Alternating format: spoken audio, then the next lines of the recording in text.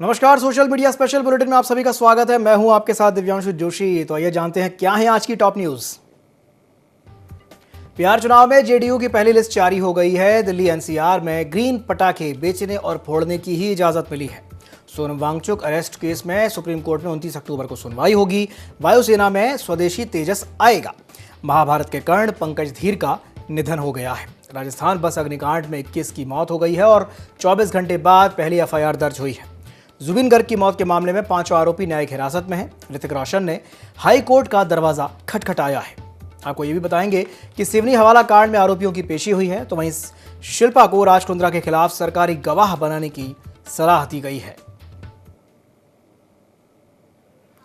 तो चलिए खबरों को विस्तार से जानते हैं। शुरुआत करते हैं बिहार से। बिहार में विधानसभा चुनाव के लिए जेडीयू ने बुधवार को अपने 57 कैंडिडेट्स की पहली लिस्ट जारी कर दी है। इस लिस्ट में जेडीयू ने 3 बाहुबलियों को टिकट दिया है। मोकामा से अनंत सिंह, एकमा से धूमल सिंह, कुचायकोट से अमरेंद्र पांडे को उतारा है। इस लिस्ट में एक भी मुस्लिम नाम नहीं है।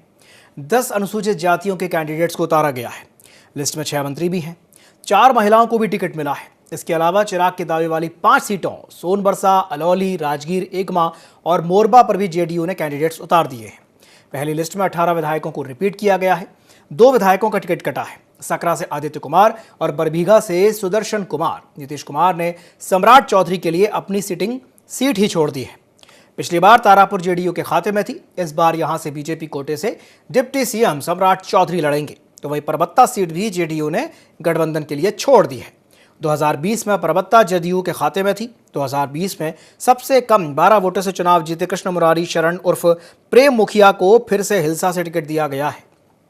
2025 के विधानसभा चुनाव में जेडीयू 101 सीटों पर चुनाव लड़ रही है। राज्य पहले फेज के लिए 6 नवंबर को 121 सीटों पर वोट डाले जाएंगे और 14 नवंबर को नतीजे आएंगे। तो बिहार चुनाव में जेडीयू की पहली लिस्ट आ गई है। 57 कैंडिडेट्स के नाम तय किए गए हैं। 3 बाहुबलियों को टिकट मिला है। एक भी मुस्लिम कैंडिडेट को टिकट नहीं दिया गया है और 6 मंत्री इस बार मैदान में हैं। चिराग के दावे वाली 5 सीटों पर उम्मीदवार उतार दिए गए हैं। तो बिहार चुनाव में जेडीयू की पहली लिस्ट जारी हो गई है। बुधवार को जेडीयू ने अपने 57 कैंडिडेट्स की पहली लिस्ट जारी कर दी है। इस लिस्ट में जेडीयू ने 3 बाहुबलियों को टिकट दिया है। मोकामा से अनंत सिंह, एकमा से धूमल सिंह, कुचायकोट से अमरेंद्र पांडे को उतारा है। लिस्ट में एक भी मुस्लिम नाम नहीं है। 10 अनुसूचित जातियों के कैंडिडेट्स को भी उतारा गया है। लिस्ट में 6 मंत्री भी शामिल हैं। 4 महिलाओं को भी टिकट मिला है और इनके अलावा चिराग के दावे वाली 5 सीटों सोनबरसा, अलौली, राजगीर, एकमा और मोरबा पर भी जेडीयू ने कैंडिडेट्स उतार दिए हैं। पहली लिस्ट में 18 विधायकों को रिपीट किया गया है। 2 विधायकों का टिकट कट गया है।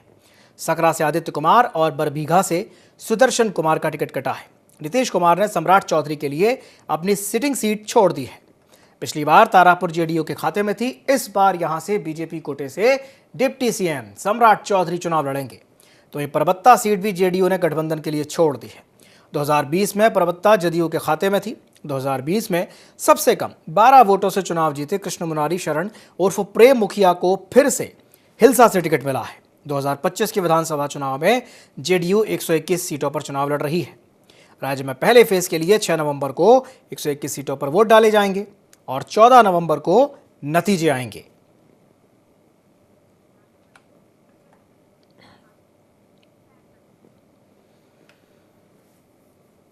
बढ़ते हैं अगली खबर की ओर। सुप्रीम कोर्ट में बुधवार को दिल्ली एनसीआर में ग्रीन पटाखे बेचने और फोड़ने की इजाजत दे दी है। हालांकि ये परमिशन 18 से 21 अक्टूबर तक के लिए ही है। इस दौरान लोग सुबह 6 बजे से लेकर 7 बजे तक और रात में 8 बजे से 10 बजे तक यानी कुल 3 घंटे ही ग्रीन पटाखे फोड़ पाएंगे। Chief justice of India BR Gavai और जस्टिस के विनोद चंद्रन की बेंच ने यह आदेश देते हुए कहा है कि हम कुछ शर्तों के साथ ग्रीन पटाखे जलाने की इजाजत दे रहे हैं। CJI गवई ने कहा कि हमें बैलेंस्ड अप्रोच अपनानी होगी, लेकिन पर्यावरण के साथ समझौता नहीं करेंगे। दिल्ली एनसीआर के राज्यों और केंद्र की तरफ से सॉलिसिटर जनरल तुषार मेहता ने दिवाली, गुरु पर्व और क्रिसमस जैसे त्योहारों पर ग्रीन पटाखे फोड़ने की इजाजत मांगी थी। कोर्ट ने 10 अक्टूबर को ग्रीन पटाखों के निर्माण और बिक्री की इजाजत मांगने वाली याचिकाओं पर अपना आदेश सुरक्षित रख लिया था। दिल्ली के सीएम ने कहा था कि त्योहारों की रौनक बरकरार रखना हमारा लक्ष्य है। दिल्ली की मुख्यमंत्री रेखा गुप्ता ने ग्रीन पटाखे फोड़ने की इजाजत देने पर सुप्रीम कोर्ट का आभार जताया है। उन्होंने एक्स पर लिखा है कि यह फैसला दीपावली जैसे पवित्र पर्व पर जनभावनाओं और उत्साह का सम्मान करता है, साथ ही पर्यावरण संरक्षण के प्रति संतुलित दृष्टिकोण को दर्शाता है। सीएम ने यह भी लिखा कि दिल्ली सरकार जनभावनाओं का सम्मान करते हुए स्वच्छ और हरित दिल्ली के संकल्प के प्रति पूर्णतः प्रतिबद्ध है। हमारा लक्ष्य है कि त्योहारों की रौनक बरकरार रहे और पर्यावरण की सुरक्षा भी सुनिश्चित हो सके। दिल्ली एनसीआर में ग्रीन पटाखे बेचने फोड़ने की इजाजत मिल गई है।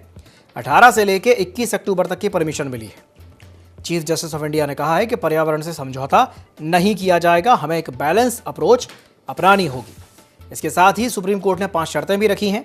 गश्ती दल ग्रीन पटाखे बनाने वाली हर पटाखा निर्माताओं की नियमित जांच करेगा। ग्रीन पटाखों के डिब्बों पर QR कोड वेबसाइट पर अपलोड किए जाएंगे। एनसीआर क्षेत्र में बाहर से कोई भी पटाखा लाने की इजाजत नहीं होगी और अगर नकली पटाखे पाए जाते हैं तो लाइसेंस रद्द कर दिया जाएगा। 18 अक्टूबर से वायु गुणवत्ता सूचकांक यानी AQI की निगरानी भी की जाएगी। ये वो 5 शर्तें हैं जो कोर्ट ने रखी हैं ग्रीन पटाखों को लेकर के। एनसीआर क्षेत्र में बाहर से कोई भी पटाखा लाने की इजाजत नहीं है और अगर पटाखे नकली पाए जाते हैं तो लाइसेंस रद्द कर दिया जाएगा। साथ ही AQI की निगरानी 18 अक्टूबर से की जाएगी।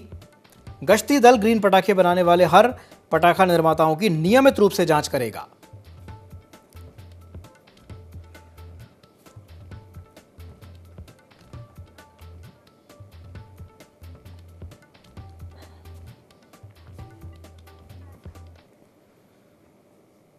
सुप्रीम कोर्ट में लद्दाख के एनवायरनमेंट एक्टिविस्ट सोनम वांगचुक की रिहाई की मांग वाली याचिका पर आज सुनवाई हुई। वांगचुक की पत्नी गीतांजलि आंगमो के वकील कपिल सिब्बल ने कोर्ट से यह कहा कि वे याचिका में कुछ बदलाव करना चाहते हैं। इस पर कोर्ट ने अनुमति दे दी और मामले की सुनवाई 29 अक्टूबर तक टाल दी है।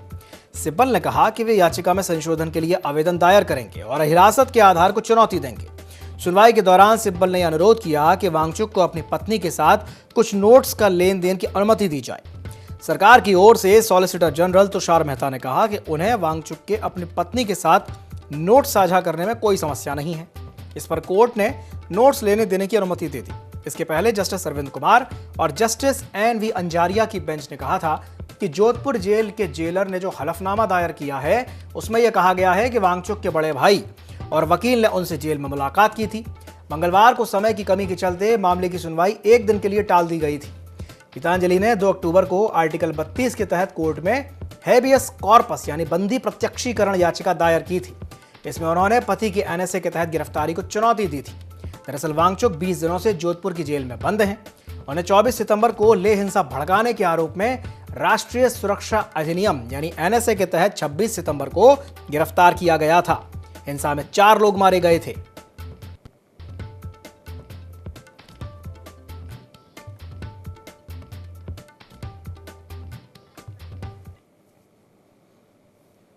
महाराष्ट्र के नासिक में स्थित ओझर में HAL यानी हिंदुस्तान एरोनॉटिक्स लिमिटेड ने तेजस MK-1A फाइटर जेट का परीक्षण पूरा कर लिया है। वायुसेना के लिए तेजस विमान बना रही HAL को सितंबर में ही अमेरिका से इसका 4था इंजन भेजा था। इसकी खूबियों में से एक है इसके पंखों में 9 जगह मिसाइलें फिट हो जाती हैं। रिपोर्ट के मुताबिक हर तेजस मार्क 1A की औसत कीमत 600 करोड़ है, जबकि रफ्तार 2200 किलोमीटर प्रति घंटा यानी ध्वनि से भी करीब दोगुनी तेज है। LCM मार्क 1A तेजस एयरक्राफ्ट का एडवांस्ड वर्जन है। इसमें अपग्रेडेड एवियोनिक्स और रेडार सिस्टम लगे हैं। LCM मार्क 1A के 65% से ज़्यादा उपकरण भारत में बने हैं। रक्षा मंत्री राजनाथ सिंह की मौजूदगी में शुक्रवार को इसे वायुसेना को सौंपा जाएगा। इसका प्रोडक्शन देश की 500 से ज़्यादा घरेलू कंपनियों ने मिलकर किया है, इसलिए इसे स्वदेशी तेजस भी कहा जा रहा है। तो वायुसेना में स्वदेशी तेजस आने वाला है। इसके पंखों में 9 जगह मिसाइलें फिट की जाती हैं। रक्षा मंत्री 17 अक्टूबर को इसे सौंप देंगे। LAC मार्क 1A में तेजस से ज़्यादा फीचर्स हैं। LAC मार्क 1A में AESA रडार लगा हुआ है। इस रडार की रेंज पुराने तेजस एयरक्राफ्ट से भी ज़्यादा है। जैमिंग को यह बेहतर तरीके से रोक सकता है। मिड एयर फ्यूलिंग की भी इसमें क्षमता है। इससे सिंगल इंजन फाइटर जेट की रेंज बढ़ाने में मदद मिलेगी। Upgraded radar warning receiver system यानी RWR भी इसमें लगाया गया है।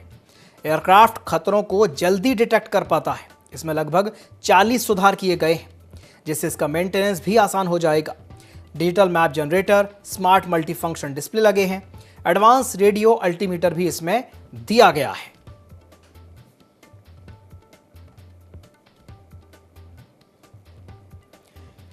तो स्वदेशी तेजस बहुत जल्द वायुसेना में आने वाला है। इसमें लगभग 40 सुधार किए गए हैं। इसके पंखों में 9 जगह मिसाइलें फिट हो जाती हैं।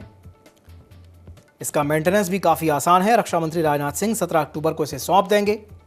Digital map generator, smart multi function display भी इसमें लगा हुआ है। एडवांस रेडियो मल्टीमीटर भी इसमें दिया गया है। LAC Mark 1A में AESA रडार लगा हुआ है, जो कि खतरों को बड़ी जल्दी भांप लेता है, बहुत तेजी के साथ भांप लेता है। रडार की जो रेंज है वो पुराने तेजस एयरक्राफ्ट से भी ज्यादा है। यह जैमिंग को बेहतर तरीके से रोक पाता है। मिड एयर रिफ्यूलिंग की भी इसमें क्षमता है।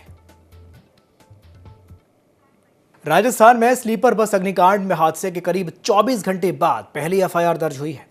हादसे का शिकार पत्रकार राजेंद्र चौहान के भाई ने बस मालिक और ड्राइवर के खिलाफ जैसलमेर के सदर थाने में केस दर्ज कराया है। तो वहीं अग्निकांड में मृतकों की संख्या 21 हो गई है। हादसे में झुलते 10 साल के यूनुस ने भी आज सुबह इलाज के दौरान दम तोड़ दिया। महात्मा गांधी हॉस्पिटल के मुताबिक अब भी 4 मरीज वेंटिलेटर पर हैं।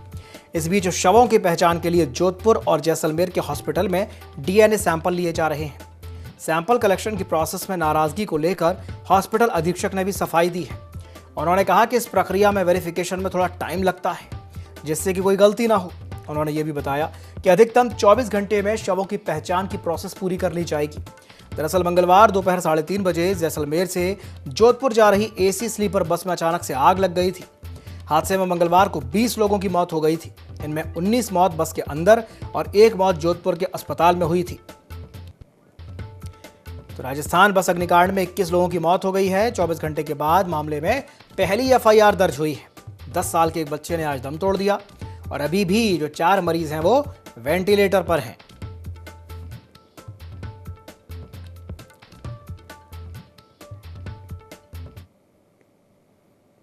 सिंगर जुबीन गर्ग की मौत के मामले में गिरफ्तार किए गए 5 लोगों को पुलिस रिमांड खत्म होने के बाद बुधवार को न्यायिक हिरासत में भेज दिया गया। कोर्ट ने जुबीन के चचेरे भाई संदीपन, श्यामकानू महंत, सिद्धार्थ शर्मा और PSO नंदेश्वर बोरा और प्रवीण वैश्य की सुरक्षा को लेकर के चिंता जाहिर करते हुए यह भी आदेश दिया कि उन्हें ऐसी जेल में भेजा जाए जहां कम कैदी हों। इसके बाद अधिकारियों ने कामरूप के मुख्य न्यायिक मजिस्ट्रेट के आदेश पर सभी 5 आरोपियों को मुसलपुर की बक्सा जेल में भेजने का फैसला किया, जिसका उद्घाटन 2 महीने पहले हुआ है और यहां अभी भी कोई कैदी नहीं है। SIT प्रमुख और विशेष DGP मुन्ना प्रसाद गुप्ता ने बताया कि बाकी 2 की हिरासत अगले दिन पूरी होगी और उन्हें 17 अक्टूबर को पेश किया जाएगा। सिंगापुर में जुबीन के साथ गए लोगों में अब तक 9 गवाह CID के सामने पेश हो चुके हैं और आज एक और गवाह के पेश हो सकता है। इधर जुबीन के निधन को 1 महीना बीतने को है, लेकिन उनकी पत्नी गरिमा गर्ग अभी भी जवाब तलाश रही हैं। बातचीत में उन्होंने कहा कि जांच में कई सवालों के जवाब आज भी नहीं मिले हैं। गरिमा प्रधानमंत्री नरेंद्र मोदी से हस्तक्षेप की अपील कर रही हैं। गरिमा ने कहा कि जुबीन मुझे वापस नहीं मिल सकते, लेकिन उनकी मौत का सच जानने का हक तो मुझे है। 19 सितंबर को सिंगापुर में समुद्र में डूबने से हुई गायक की मौत की जांच के लिए असम सरकार ने 10 सदस्यीय SIT का गठन किया था। महंत, शर्मा और कई अन्य के खिलाफ राज्य भर में 60 से ज़्यादा FIR दर्ज की गई हैं, जिसके बाद मुख्यमंत्री ने DGP को सभी FIR CID को हस्तांतरित करने और गहन जांच के लिए एक कंबाइंड केस दर्ज करने का निर्देश दिया था।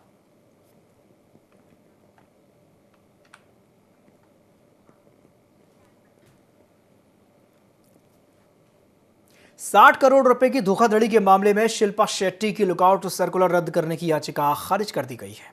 शिल्पा शेट्टी ने वर्क कमिटमेंट के चलते लॉस एंजलिस जाने की इजाजत मांगी थी, लेकिन कोर्ट ने कहा कि अगर वो केस से राहत चाहती हैं तो उन्हें सरकारी गवाह बनना चाहिए। शिल्पा शेट्टी की याचिका पर मंगलवार को बॉम्बे हाई कोर्ट में चीफ जस्टिस श्री चंद्रशेखर और जस्टिस गौतम ए अखंड की बेंच ने सुनवाई की। इस दौरान शिल्पा के वकील निरंजन मुंदारगी और केरल मेहता ने कहा कि शिल्पा शेट्टी को पॉपुलर यूट्यूबर मिस्टर बीस्ट के इवेंट के लिए लॉस एंजलिस जाना है। ऑर्गेनाइजर्स के द्वारा उनकी टिकट्स भी भेजी जा चुकी हैं। वकील ने कहा कि शिल्पा सिर्फ 22 अक्टूबर से 27 अक्टूबर तक यात्रा करना चाहती हैं। उनका बेटा उनके साथ जाएगा, जबकि उनकी बेटी और मां पति राज कुंद्रा के साथ मुंबई में ही रुकेंगे।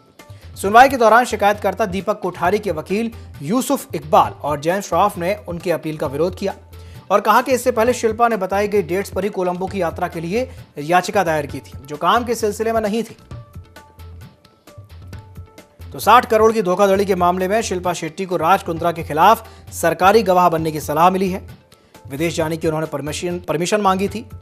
तो आपको बताते हैं कि जो 60 करोड़ रुपए की धोखाधड़ी का मामला ये क्या है।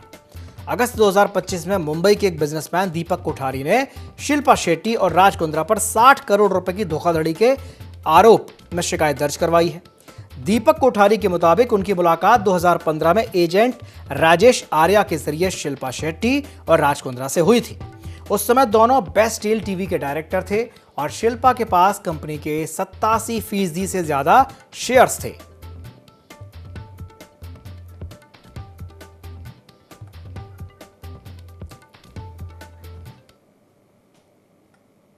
मशहूर अभिनेता पंकज धीर ने 68 साल की उम्र में अंतिम सांस ली। महाभारत धारावाहिक में कर्ण के किरदार से उन्होंने फैंस के दिल में एक अनोखी जगह बनाई थी।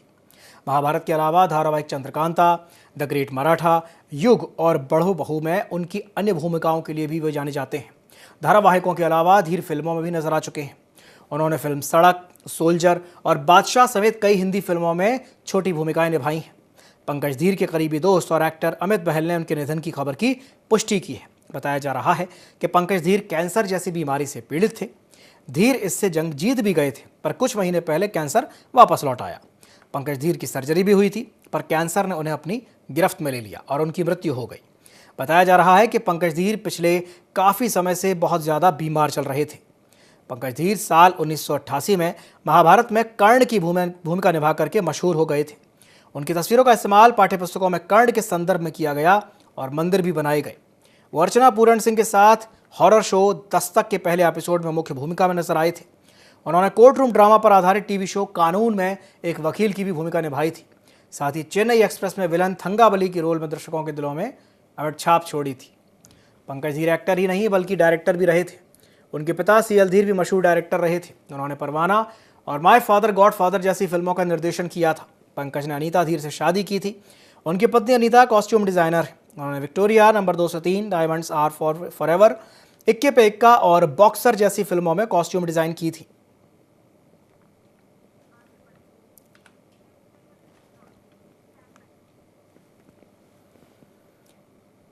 आर्टिफिशियल इंटेलिजेंस के द्वारा बनाई जा रही डीप फेक तस्वीरों के लगातार मामले सामने आने के बीच एक्टर ऋतिक रोशन ने पर्सनालिटी राइट्स हासिल करने के लिए दिल्ली हाई कोर्ट का रुख किया है। उन्होंने मंगलवार को पर्सनालिटी राइट्स की सुरक्षा के लिए एक मुकदमा दायर किया है।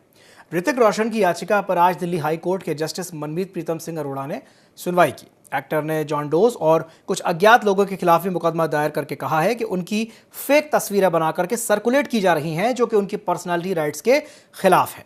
ऋतिक रोशन से ठीक पहले सुनील शेट्टी 10 अक्टूबर को पर्सनालिटी राइट्स की सुरक्षा के लिए बॉम्बे हाई कोर्ट पहुंच गए थे। उनकी याचिका के मुताबिक बिना इजाजत उनकी तस्वीरों और वीडियोस का इस्तेमाल बिजनेस प्लेटफॉर्म और ज्योतिष प्लेटफॉर्म्स पर हो रहा है। सुनील शेट्टी ने उनकी इमेज का इस्तेमाल कर बेची जा रही मर्चेंडाइज के खिलाफ कार्रवाई की भी मांग की है। आरोप है कि कुछ लोग उनकी और उनके नातिन की डीप फेक तस्वीर इस्तेमाल करके बिजनेस कर रहे हैं। पर्सनालिटी राइट किसी महिला या पुरुष की पर्सनालिटी से जुड़ा हुआ एक अधिकार है, जिसे निजता के अधिकार के तहत प्रोटेक्शन मिला है। मशहूर लोगों का उनकी फोटो, आवाज़ और पर्सनालिटी से जुड़ी चीज़ों पर विशेष अधिकार होता है। कई बार कुछ कंपनियां बिना उनकी इजाज़त के इसे इस्तेमाल कर लेती हैं, जो कि गलत है। अगर कोई सेलेब्स या पर्सनालिटी राइट लेता है, उसके बाद अगर उनकी तस्वीरें बिना इजाज़त के इस्तेमाल की जाती हैं, तो वो इसकी शिकायत कर सकते हैं।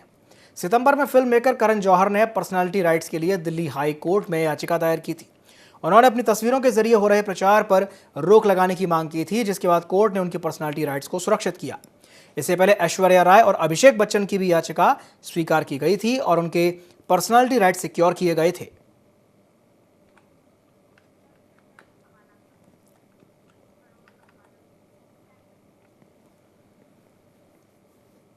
सिवनी के करोड़ों के हवाला लूट कांड में एसडीओपी और टीआई समेत 10 आरोपी पुलिसकर्मियों को कोर्ट में पेश किया गया। भारी सुरक्षा के बीच एसआईटी ने आरोपियों को कोर्ट में पेश किया।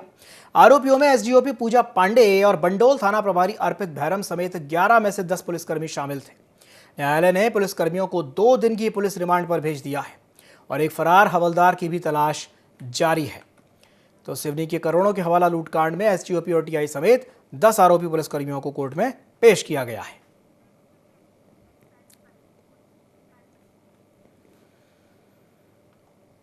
हरिद्वार वन रेंज की बहादुराबाद बीट क्षेत्र में कावड़ी पटरी पर एक नर हाथी की करंट लगने से मौत हो गई। उसके दोनों टस्क सुरक्षित पाए गए। हाथी के शव का पता उस वक्त चला जब वन विभाग की टीम मॉर्निंग गश्त पर थी। तब वहां एक हाथी का शव पड़ा हुआ मिला। इसकी सूचना तत्काल उच्च अधिकारियों को दी गई और तत्काल रेंज अधिकारी और एसडीओ आदि मौके पर पहुंचे और हाथी का एसओपी के मुताबिक पोस्टमार्टम किया गया। आपको बता दें कि राजाजी टाइगर रिजर्व पार्क क्षेत्र में पिछले दिनों में यह चौथे हाथी की मौत की घटना है। लगातार थोड़े थोड़े समय पर हो रहे हाथियों की मौत की घटनाओं से वन विभाग में हड़कंप मच गया है। हरिद्वार में नर हाथी की करंट लगने से मौत हो गई है।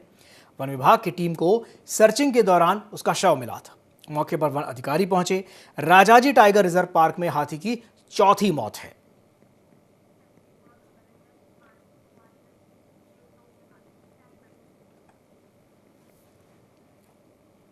ग्वालियर में गेमिंग जोन में मारपीट का एक मामला सामने आया है, जहां पर गेम जोन कैफे में मारपीट देखने को मिली है। कुछ युवकों के बीच ये मारपीट हुई है। मध्य प्रदेश के ग्वालियर में यह मारपीट की घटना है जो कि देखने को मिली है, जहां पर युवकों के बीच गेमिंग जोन में मारपीट हो गई। अब वीडियो के आधार पर जो पुलिस है वो मामले की जांच पड़ताल में जुट गई है।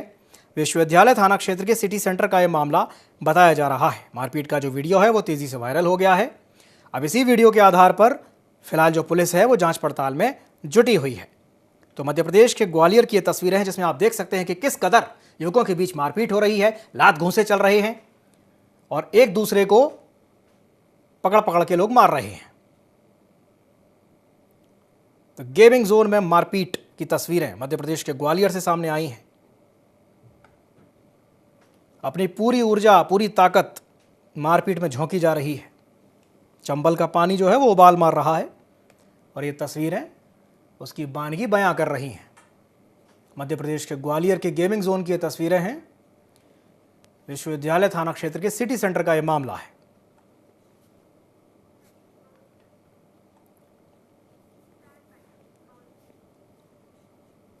इसी के साथ बुलेटिन में फिलहाल के लिए इतना ही। दीजिए इजाजत, नमस्कार।